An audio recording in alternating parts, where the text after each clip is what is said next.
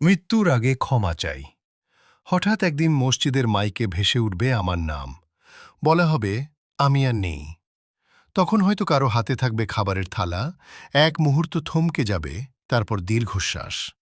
যারা আমাকে চিনত তারা বলবে, মানুষটা খারাপ ছিল না। আমার ভুলগুলো এক নিমেষে ঢাকা পড়ে যাবে কিছু ভালো কথায়। এমনকি যে শত্রু ছিল সেও নীরবে আফসোস করবে। দ্রুত সিদ্ধান্ত হবে, কখন জানাজা, কোথায় দাফন, কেউ কাফনের কাপড় আনবে, কেউ কবরের ব্যবস্থা করবে, আর ঘরের ভেতর ভেঙে পড়বে কান্নার শব্দ। একজন বলে উঠবে, এই তো একটু আগেই ভালো ছিল। জানাজার সামনে দাঁড়িয়ে সবাই হাত তুলবে, বলবে, তার ভুল ত্রুটি মাফ করে দাও। কিন্তু তখন কি আর কিছু করার থাকবে?